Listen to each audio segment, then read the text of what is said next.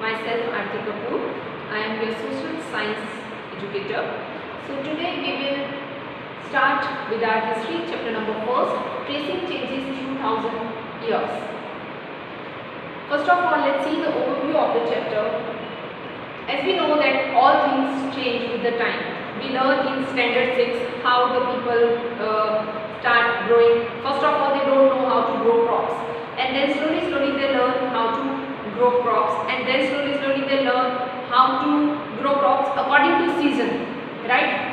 And then they start move from one place to another places like this only. So the things change with the time, and we can learn a lot from looking at how ancient people live. Historians learn about history from old coins, inscriptions, styles of architecture, and written records. They also collect and archives. Archives, that is a place where the records stored. So manuscripts when available. When people move countries between the countries or continents, they take their lifestyles and ideas to new places. This is how over time old religions, sciences, cultures and traditions change and become new ones. It is easy to understand history if we divide the past into large parts that have many things in common. Means when we divide the history into different past periods, so it is very easy to learn. That's why historians divided this our history into 3 periods. See, first one is ancient, second medieval, and third one is modern history. Ancient history, which you have already learned in standard 6, medieval, which you are going to learn now in standard 7, and modern afterwards. So medieval age, medieval means middle age, middle period. So the medieval period in India spans over a millennium, 1000 years, from 8th century AD to 18th century AD. But in Europe, the medieval age began in the 5th century AD. 2 phases of medieval age in India. The medieval period in India can be divided into 2 phases: early medieval period and later. Early medieval period will count is 18th century AD to 13th century, and later medieval period is 13th century AD to 18th century. So let's see first map first. It is drawn by a Arabian that map 2. It was made by a French cartographer. Cartographer means a person who makes map. It was drawn in 1720, means 600 years after map first. Right? This map is more familiar to us. Right? It is similar to the map we know of than the map drawn by Al-Idrisi. The coastal area in particular are detailed. It was used by European sailors and merchants on their voyages. So another reason for difference in these maps of 2 distinct periods is the differences in the science of cartography. When documents, maps and texts from the past are read by the historians, they have to keep in mind the differences, right, in the historical backgrounds and the context in which the information about the past was produced. Hence, maps and documents cannot be interpreted in absolute and interdependent terms. Means historians are not sure about the history is absolute, right? They are not sure which documents they read and which manuscripts, coins they collect the information is properly correct, right? Then new and old terminologies, historical records, languages and the meanings of words changed with the time. See, in Mughal era, Hindustan was the most common term for India. First of all, Mughal era, Hindustan was the most common term. Second, in the 13th century, the term Hindustan was used by the Persians and Mughals to mean the areas around the Indus River Valley in northwest India, Punjab, Haryana and the lands between the Ganga and Yamuna River, but not in South India.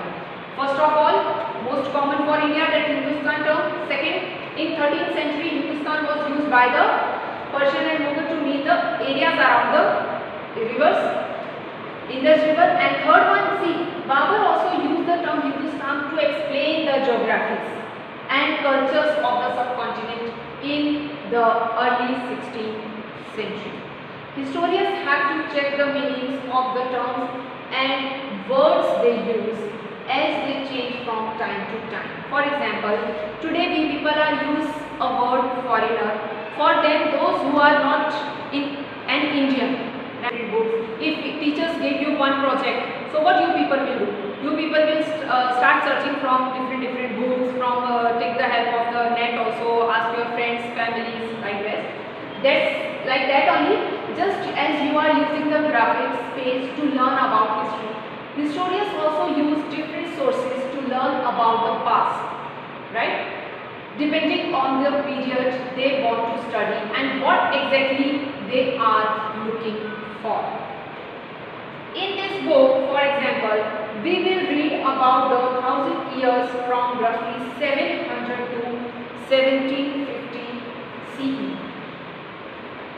To study that time, historians as usual use coins, writing inscriptions and architectures. But as paper had become cheaper around that time, there are more written records than other sources.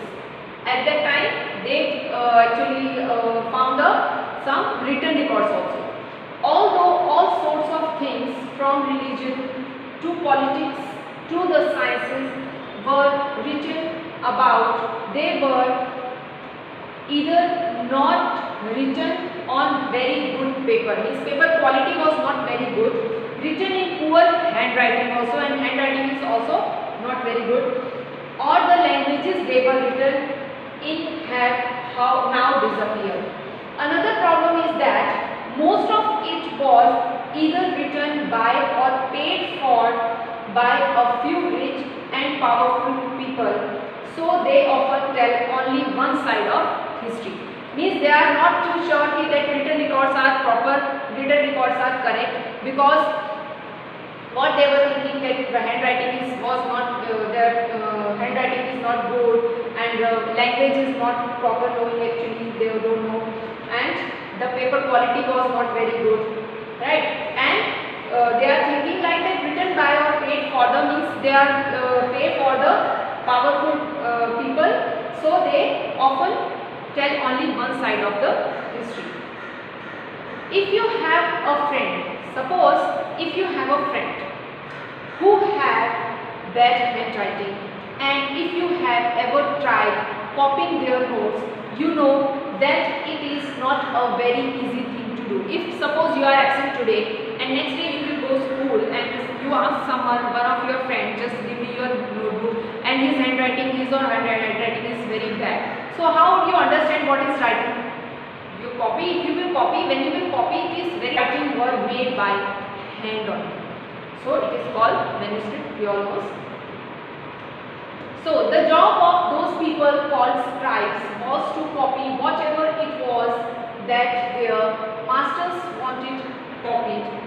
And when they could not understand the writing, or if paper was torn, etc., they would guess. Means if their handwriting is not clear and the paper was torn little bit, so they would guess only, and probably by mistake even make small corrections, and they make the small corrections also as more copies were made. They started differing more and more from the original text. Sometimes it also happens that there are many versions of a book or text written by the same person at different times, and we find the later editions before the original ones, or vice versa. The 14th century chronicler Ziauddin Barani, wrote it down, 14th century chronicler Ziauddin Barani, for example, wrote his chronicle first in 1356. 2 years later, the two differ from each other. The two differ from each other about the but historians did not know about the existence of the first version until 1971 because it remained lost in large library collection. It's lost from there. So although there was a lot of writing that started happening in the year 700 to 1700, it doesn't always make the work of historians as easy as the graphics book makes yours. I hope you all understand how the historians use the different sources. Now we move on our next topic, new social and political groups. They start new social and political groups according to their occupation, their family background, like that only. See, the study of the 1000 years between 700 to 1750 is a challenge, also because it was a period of many developments. The world over new technologies such as the Persian spinning wheel in irrigation. Right? This starts Persian spinning wheel. The spinning wheel. See that image, you can see spinning wheel is weaving, and more animals and weapons in combat brought about many changes in the lives of many people in a very short time. Just it was happening all over the world. New food and beverages such as potatoes, corn, chili, tea and coffee were brought to the Indian subcontinent. They start the new food beverages, they start weaving also, more animals, weapons, combat also, then firearms also, this kind of changes. Right? Throughout this period, there was a gradual clearing the forest that you can see on your screen, and the extension of agriculture, a change faster and more complete in some areas than in others. That changes occurs and very fast changes we can notice, more complete in some areas than others. Right? Changes in their habitat also, place of living, habitat, that place of living, forced many forest dwellers to migrate. Others started tilling the land and became peasants. See this image. So these new peasants groups gradually began to be influenced by regional markets, chieftains, priests, monasteries and temples. They became part of a large complex societies and were required to pay taxes and offer goods and services to local lords. Means the lords means the king. They offer them to like farmers, priests or chieftains. They have to pay them taxes. Taxes like means they have what they are doing according to their occupation. They have to give them, and what they will give them in return, offer goods and services to local lords. Clear? As a result, major economic and social differences came up amongst peasants. Some possessed more productive lands, others also kept cattle, and some combined artisanal work with agricultural activity during the lean season. Means some are farmers, and farmers are doing the farming work in this season, right? Then season change, but what they will do? So that's why they work with the agricultural activity during the lean season, right? So means their that crop season is off, then they engage themselves with another activities.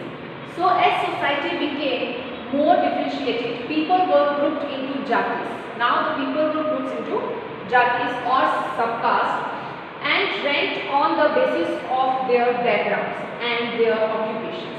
Ranks were not fixed permanently and varied accordingly to the power, influences and resources controlled by members of the jati. The status of the same jati would also vary from area to area. A jati that was considered powerful in one part of the state might be considered less important in another. Right? Maybe this jati is very powerful here in this area, and in next area it is not very powerful, considered as less important in another. New social and political groups, which we already discussed. Keep this point, then you will understand better. The 1000 years between 700 to 1750 was a period of large-scale economic, political, social and cultural changes. Right? There were many developments in technologies. For example, the Persian wheel for irrigation, the spinning wheel for weaving, and the powerful firearms for big fights were invented in that period. People who traveled in search of opportunities not only brought new ideas but also new foods and beverages with them.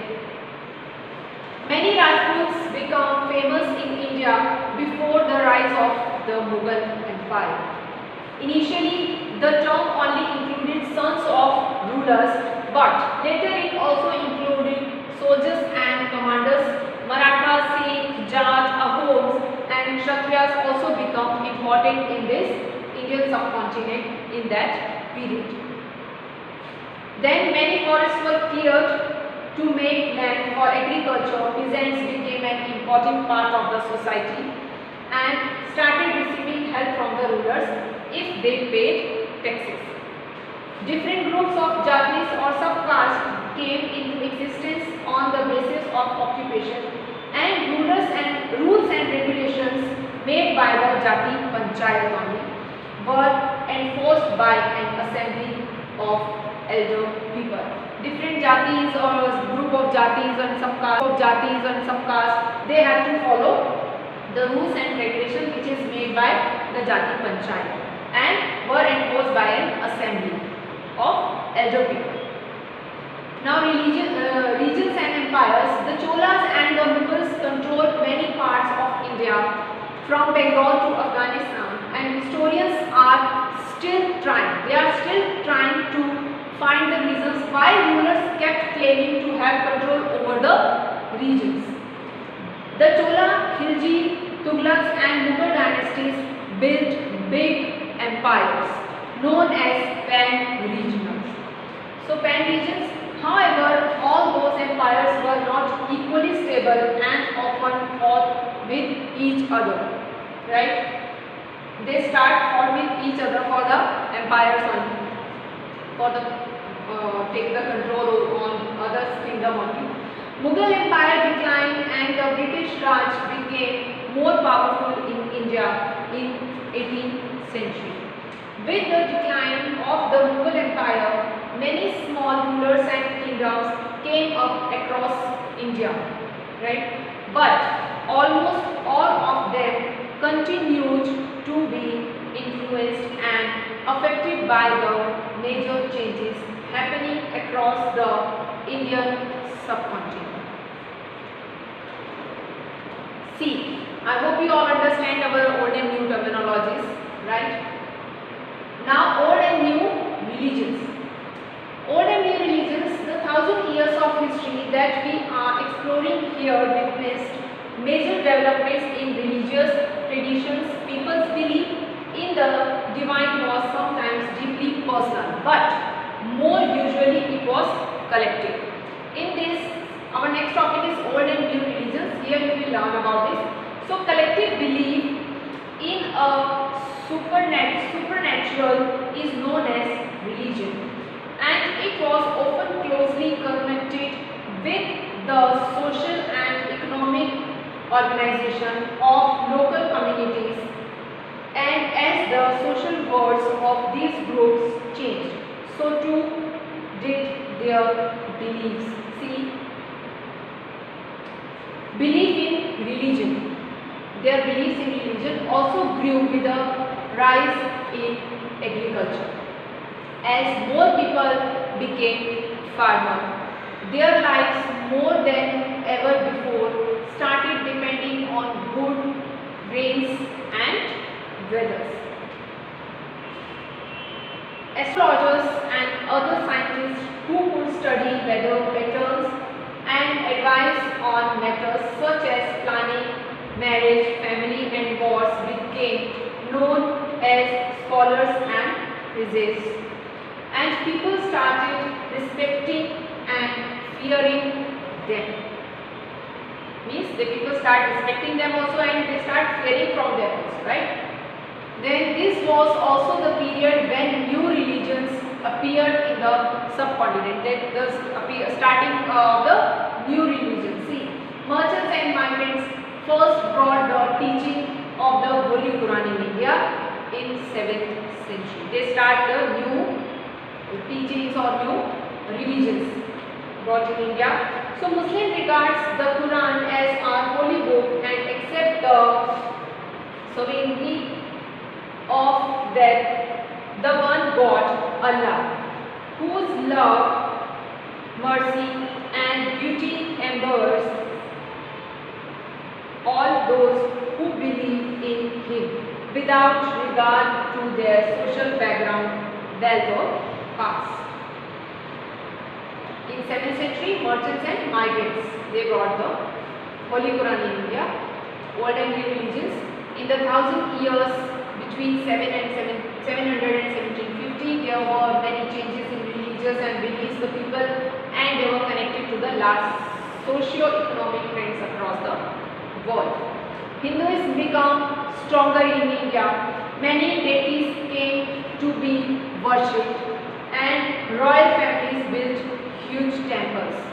Brahmins mastered mathematics and Sanskrit. Then Brahmins, they mastered in mathematics and Sanskrit and they gained respect in society, and the knowledge of astronomy and weather patterns won them the support of farmers and royal families, right? Alike and higher positions in the society. That's why Brahmins gained the high position in the society, because they were masters in maths and Sanskrit also. The idea of an individual's bhakti, direct worship of a personal deity without the need for priests, also became popular. New religions like Islam entered the Indian subcontinent through foreign merchants and migrants. Many powerful rulers such as Akbar and Aurangzeb were great followers of Islam. They were the great followers of Islam. Quran is the holy book of Islam, and it asks all Muslims to believe in one God, Allah. God, Allah. Right? There are two main faiths in Islam, the Shia and the Sunni. See, you can see on this slide also, it is mentioned here that the important changes occurs in what we call Hinduism today, and these include the worship of new deities, right? And the knowledge of Sanskrit texts earned Brahmins a lot of respect in the society. Here, their dominant positions, because they are, as I told you, because they know they are masters in maths and Sanskrit. They know the Sanskrit language also. They know the maths also. That's why they gain power in the society. So many rulers were patrons of Islam, and the ulama learn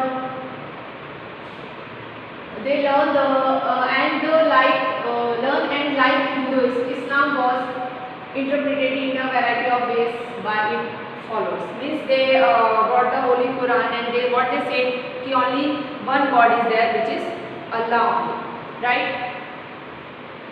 So there were other important differences between the various schools of law, Hanafi and Shafi, mainly in India, and in theology of mystic traditions. Thinking about the time and historical periods. Let's think about this time and historical periods. This time is not simply the passing of hours, days or years, but it is the reflection of changes.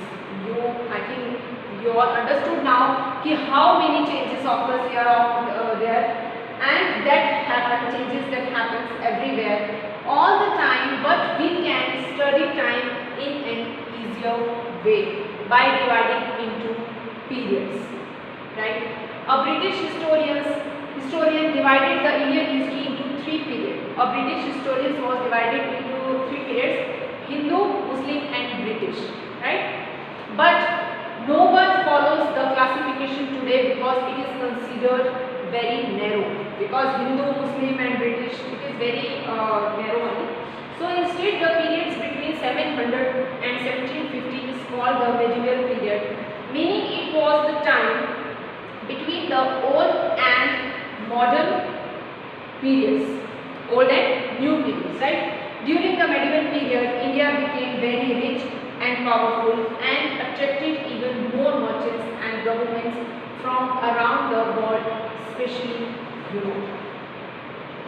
Now some interesting facts are here. I hope you all understood the chapter.